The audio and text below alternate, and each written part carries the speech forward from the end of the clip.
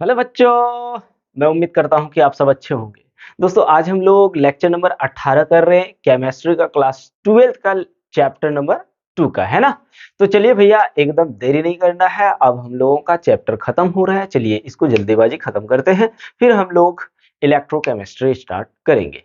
तो चलिए भैया, अब जो हम लोग देखने वाले हैं प्रतिलोम परासरण। प्रतिलोम परासरण, ठीक है। इसको हम लोग रिवर्स ऑस्मोसिस बोलते हैं। और अगर इसको हम लोग प्यार से क्या बोलते हैं दोस्तों? आरओ। प्यार से क्या बोलते हैं? आरओ।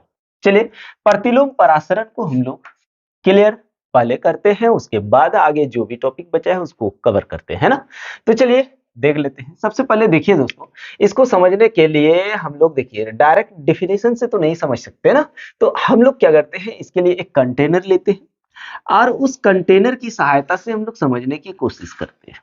चलिए, यहां पे हम लोग एक अर्धपारगम्य झिल्ली को लगा देते हैं। क्या करते हैं? एक अर्ध पारगम्य झिल्ली को हम लोगों ने लगा देना है। अब भैया आप लोगों को पता ही होगा अर्धपारगम्य झिल्ली क्या होता है, क्योंकि इससे पहले हम लोगों ने कर लिया हुआ है। अब यहाँ पे हम लोग क्या डालते हैं दोस्तों? यहाँ पे हम लोग विलायक डालें। ये क्या है? विलायक है।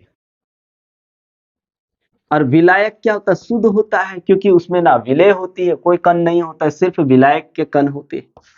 ये H2O का विलायक ले लिया। और यहाँ पे प्यारे बच्चों, यहाँ पे हम लोग एक विलियन ले लेते हैं। क्या? एक विलियन ले लेते हैं। चलिए, विलियन, ये विलियन जो है ना समुद्री जल है, समुद्री जल है। अब आप बात करेंगे कि सर समुद्री जल में क्या क्या होता है, तो आपको पता होना चाहिए दोस्तों। विलेय होता है, प्लस में विलायक होता है। होता है कि नहीं? एकदम होता है। ये हम लोगों का क्या है? ये हम लोगों का अर्ध पारगम्य झिल्ली है। अर्ध पारगम्य झिल्ली है। ठीक है मेरे छोटे छोटे बच्चे, कोई दिक्कत नहीं ना हो रहा है भैया? तो 7 समुंदर पार में तेरे पीछे पीछे आऊंगी या आऊंगा, है ना। तो क्या होता है, ये विलायक जो होता है और ये विलेय, विलायक की सांद्रता क्या होता है दोस्तों? कम होता है। क्यों होता है? क्योंकि इसमें विलेय की मात्रा नहीं है। तो सांद्रता क्या होता है इसमें? समझे पहले, इधर नहीं समझेंगे तब तक कैसे समझ पाएंगे। कम होता है। जबकि विलियन में विलेय की मात्रा होती है, तो इसकी सांद्रता क्या होती है? उच्च होती है। सांद्रता की बात करें तो उच्च होती है। तो हम लोगों ने पढ़ा था दोस्तों कि परासरण में क्या होता है कि निम्न सांद्रता से उच्च सांद्रता की ओर विलायक के मॉलिक्यूल्स जाते हैं, विलायक के अणु जाते हैं। तो जब विलायक के अणु अर्धपारगम्य झिल्ली की सहायता से विलयन की ओर यानी उच्च सांद्रता की ओर प्रवाह करेगा, तो इसका मात्रा बढ़ेगा। बढ़ेगा कि नहीं? तो देखिए मात्रा बढ़ गया। अब हम लोग क्या करते हैं, इस चीज को रोकने के लिए हम लोग एक दाब लगाते हैं जिसको बोलते हैं परासरण दाब। अब परासरण दाब लगा देने से, परासरण दाब यानी पाए, ठीक है प्यारे बच्चों, परासरण दाब लगा देने से इसके अणु का गति रुक जाता है। इसका अणु जो होता है इस विलयन में नहीं जा पाता है। लेकिन भैया क्या करना है, अगर थोड़ा ज्यादा दाब लगा दूं तो इसका जो विलायक, इसमें जो विलायक है उसका विलायक का अणु क्या हो जाएगा? इधर आना शुरू हो जाएगा, रिवर्स चलना शुरू होगा ना, उल्टा चलना शुरू हो जाएगा। अभी इसका डायरेक्शन किधर था? इधर था। हमने क्या किया, इससे ज्यादा प्रेशर अप्लाई कर दिया। किससे? परासरण दाब से ज्यादा प्रेशर, ज्यादा दाब हमने लगाया। जैसे ही ज्यादा दाब लगाया, इस विलयन के विलायक के अणु क्या होगा? इधर प्रवाह करना शुरू कर देगा, यानी उल्टी दिशा में चलना शुरू कर देगा। जब विलायक के अणु उच्च सांद्रता से निम्न सांद्रता की ओर चलना प्रारंभ कर दे तो उसे हम लोग प्रतिलोम परासरण कहते हैं। क्या कहते हैं प्यारे बच्चों? प्रतिलोम परासरण कहते हैं। समझ में एकदम बिल्कुल आ गया होगा दोस्तों, आया होगा ना, एकदम क्लियर आया होगा।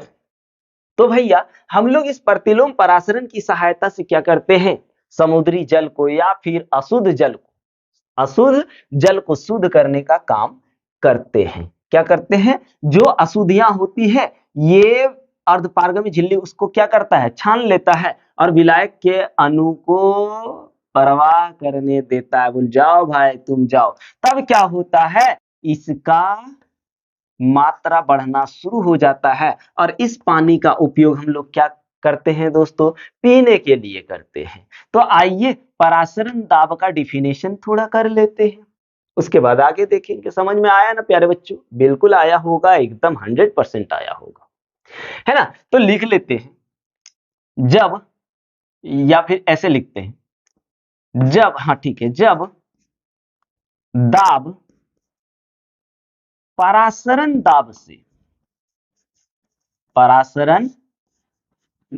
से अधिक लगाया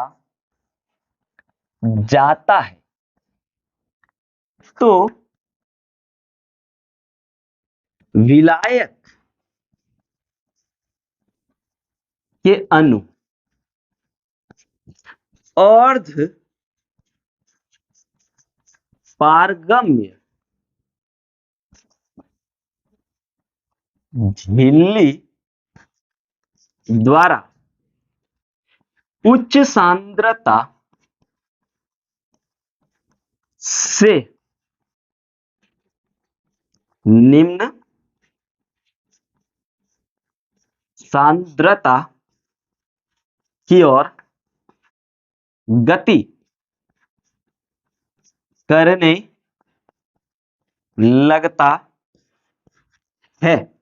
ठीक है, इस परिघटना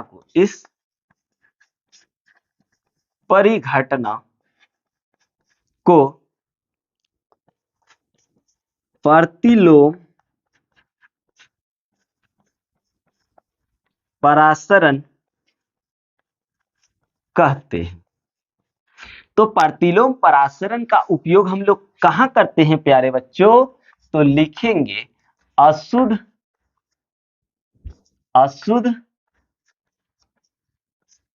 जल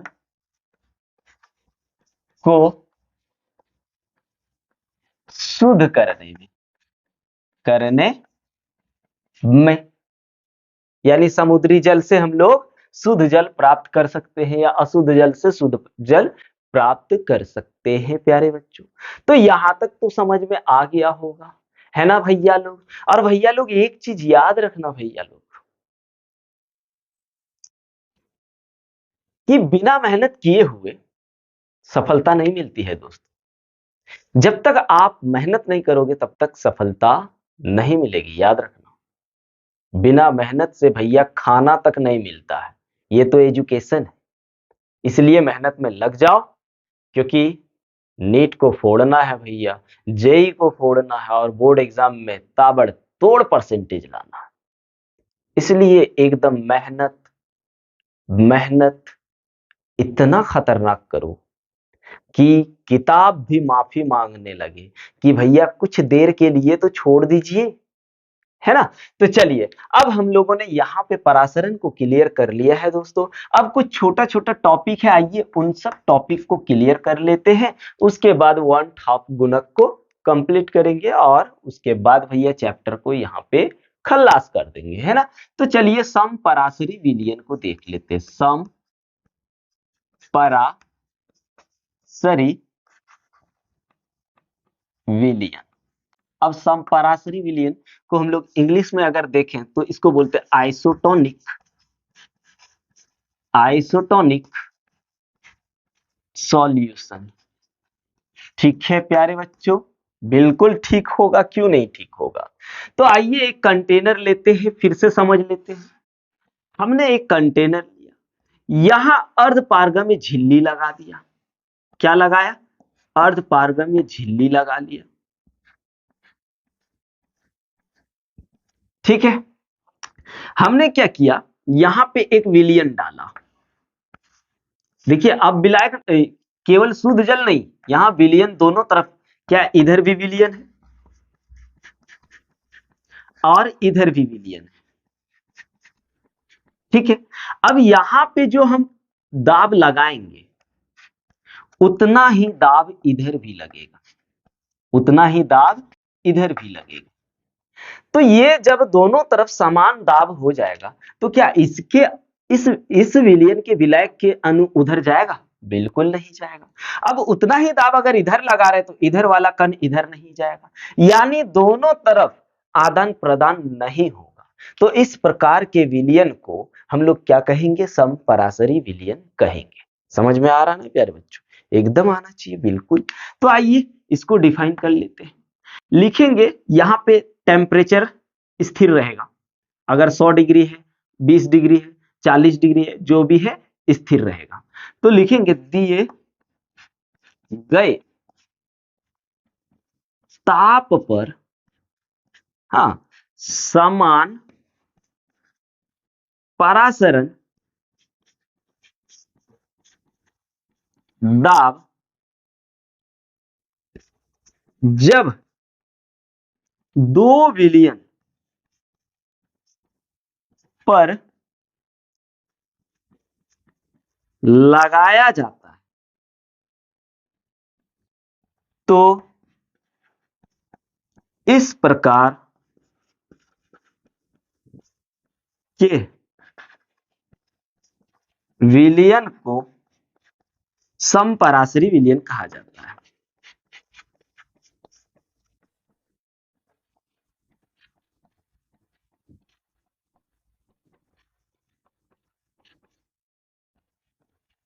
हो गया क्लियर? कोई दिक्कत नहीं है। थोड़ा स्क्रीनशॉट लीजिए भैया लोग, इधर मिटाते हैं और दो गो छोटा छोटा टॉपिक है उसको कवर कर लेते हैं, उसके बाद आगे करते हैं न्यूमेरिकल्स को, है ना? चलिए ले लिए, चलिए इसको मिटा दूं भाई? हाँ मिटा देते हैं ना, चलो।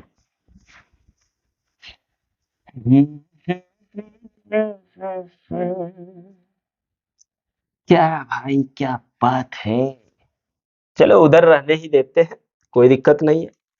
अब आता है अति परासरण दाबी विलयन। अति परा सॉरी अति परासरी लिखते हैं, अति परासरी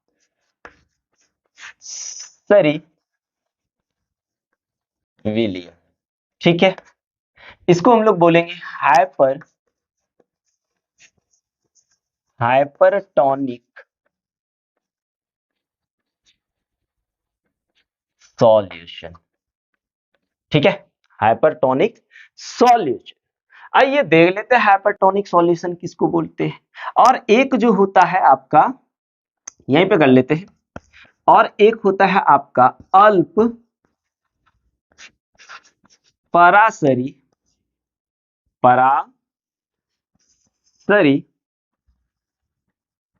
विलयन।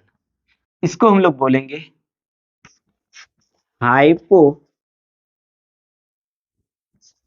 Hypotonic solution. ठीक है, देखिए भैया, अति परासरी विलयन किसको बोलेंगे? जब विलय की सांद्रता अधिक हो, जब विलय की सांद्रता अधिक हो। ठीक है, उसको क्या कहेंगे? अति परासरी विलयन कहेंगे। ठीक है, कोई भी विलयन में। अरे इसमें क्या होगा कि जब विलयन में विलय की सांद्रता कम हो, क्या हो? कम, तो उसको हम लोग क्या कहेंगे? अल्प परासरी विलयन कहेंगे। चलिए भैया, अब यहाँ पे हो गया है। अब हम लोग देख लेते हैं परासरण दाब से जितने सारे न्यूमेरिकल्स हैं उन सबको सॉल्व कर लेते हैं, उसके बाद हम लोग करते हैं 1/2 गुणक को। चलिए स्क्रीनशॉट ले लीजिए। चलिए प्यारे बच्चों, अब हम लोग क्वेश्चन देख लेते हैं परासरण दाब से क्या क्या क्वेश्चन है। यहाँ पे हमने 3 क्वेश्चन लिया हुआ है और तीनों क्वेश्चन बहुत इंपॉर्टेंट क्वेश्चन है दोस्तों। इन तीनों क्वेश्चन को आइए हम लोग सॉल्व करते हैं। तो पहला क्वेश्चन हम लोग सॉल्व करने जा रहे हैं। क्वेश्चन नंबर 1 को क्या कर रहे, सॉल्व कर रहे, ठीक है। आइए क्वेश्चन नंबर 1 पहले हम लोग पढ़ते हैं क्या लिखा हुआ है। कहता है 15 डिग्री सेल्सियस पर गन्ने के 5% विलयन का परासरण दाब ज्ञात कीजिए। कह रहा 1 विलयन है जिसमें विलय कितना है दोस्तों, विलय आपका 5 ग्राम है। 5% यानी 100 ml में से 5% तो 5 ग्राम ना होगा, तो विलय कितना हुआ, अगर आप देखें तो विलय हो गया आपका 5 ग्राम, ठीक है 5 ग्राम। परासरण दाब निकालने के लिए कौन सा फॉर्मूला यूज करते हैं, pi is equal to WB into R into T upon MB into volume, किसमें, इन लीटर। रहने दो इसको, यहां पे रहने दो। अब हमको क्या क्या चाहिए, देखिए WB मिल गया, R कितना हो जाएगा, R का वैल्यू तो हम लोगों को पता है कि R का वैल्यू होता है 0.0821 लीटर ATM पर केल्विन पर मोल होता है, क्लियर। उसके बाद टेम्परेचर, टेम्परेचर केल्विन में होता है, तो यहाँ पे टेम्परेचर कितना दिया 15 डिग्री सेल्सियस, यानी 15 प्लस 273 कितना हो जाएगा 5 3 8, 5 3 8, फिर 7 1 8, 288 कितना 288 केल्विन। चलो आपका टी भी निकल गया। अब भी की बात करें तो हमने आप लोगों को कॉन्सेंट्रेशन टर्म पढ़ा रहा था, उसी टाइम बताए थे दोस्तों कि जब विलयन का आयतन पूछे तो आप 100 ml मानेंगे, कितना 100 ml। अब ml को पहले लीटर में कन्वर्ट कर दो, तो 1 लीटर में कितना होता है 1000 ml, इसको डिवाइड करें तो 0.1 लीटर आया, ठीक है। और क्या चाहिए, अब MB चाहिए। MB किसका, देखो ना, गन्ने, गन्ने से क्या निकलता है चीनी, सुक्रोज, यानी C12 H22O11 निकाल लो इसका।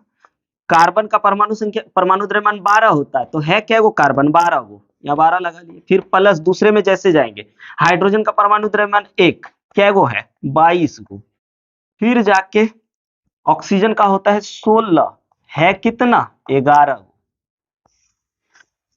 चलो कैलकुलेट करते हैं, 12 को 12 से गुना किया तो 144 आया, प्लस 22 एकम 22 हो गया, फिर जाके प्लस 16.160 और 16 कितना हो गया 176, टोटल ऐड करो तो 6 2 8, 8 4 12, हाथ में 1 रह गया, 8 1 जोड़ दिए तो 7 1 8, 8 2 10, 10 4 14, हाथ में 1 1 और 1 2 और 1 3 ग्राम पर मोल, ठीक है प्यारे बच्चों।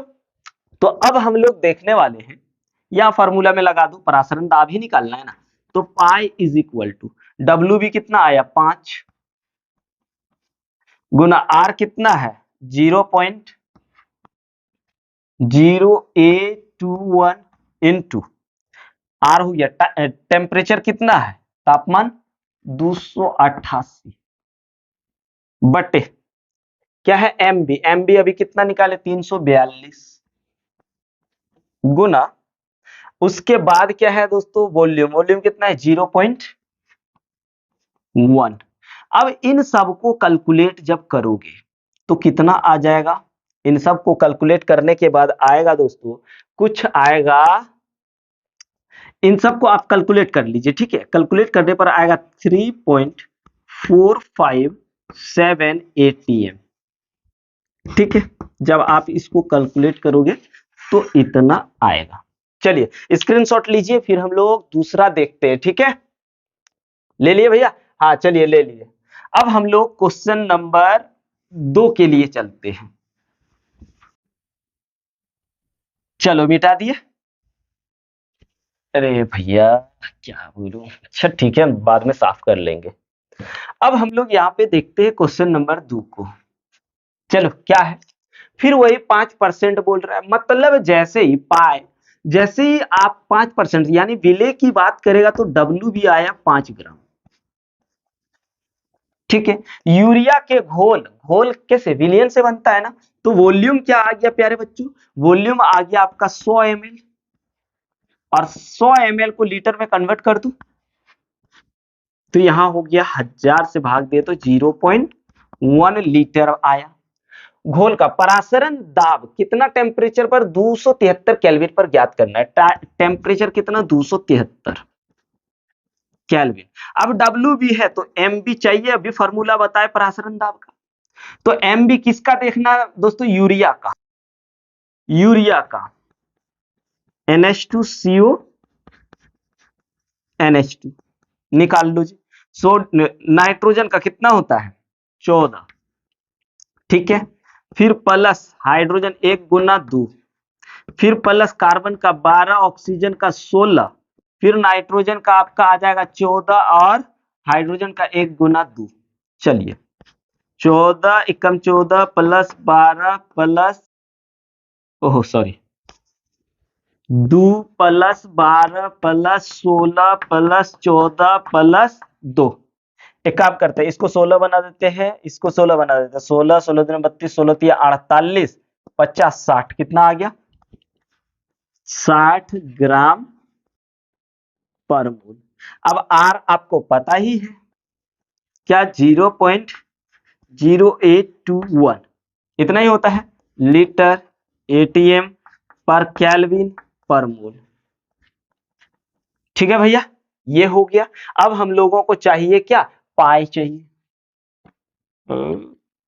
तो चलो पाई इज इक्वल टू क्या होता है, प्रसारण दाब को पाई ना बोलते हैं, W B into R in upon M B into V, किसमें, इन लीटर में, क्योंकि हमने यहाँ पे लिया हुआ है इन लीटर। चलिए वैल्यू रख लेते हैं, डब्ल्यू बी कितना है प्यारे बच्चों, डब्ल्यू बी है 5 ग्राम, इंटू आर का वैल्यू तो आपको पता ही है 0.0821, इंटू टेम्परेचर दिया हुआ कितना 273 केल्विन, बटे एम बी कितना निकाले 60 निकाले। चलिए वॉल्यूम कितना दिया है 0.1, 0.1। अब आप इसको पूरा कैलकुलेट जब करोगे मेरे प्यारे बच्चों तो पाई का वैल्यू आ जाएगा आपका 18 कितना आ जाएगा 18.86 ATM। ठीक है, चलिए अब इसको हम लोग मिटा देते हैं भैया और आगे कर लेते हैं। ठीक है, चलो ऐसे करके मिटा दिए। अब मिटाने के बाद यहाँ पे 86 नहीं 68 होगा, 68 ध्यान रख लेना। चलिए अब हम लोग देखते हैं क्वेश्चन नंबर 3 को, लास्ट क्वेश्चन है भैया, इसको कर लेते हैं। ठीक है, क्वेश्चन नंबर 3 कहता है 298 केल्विन पर परासरण दाब दिया हुआ है, मतलब पाई का वैल्यू दिया गया है 2.72 ATM। ठीक है, उसके बाद तापमान कितना दिया, टेम्परेचर 298 केल्विन दिया है मेरे प्यारे बच्चों।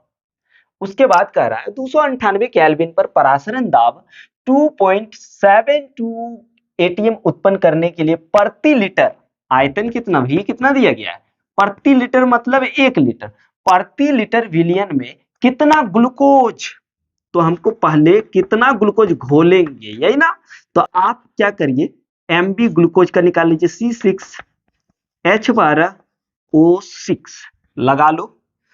कार्बन का परमाणु द्रव्यमान कितना होता है 12 है, क्या गो 6 गो।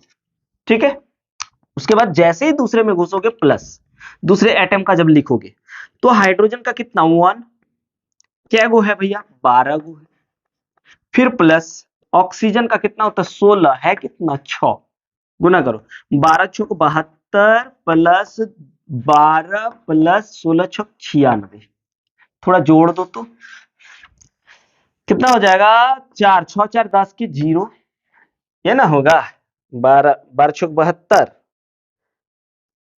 16 पंचे 80, 16 छुक 96, ठीक है।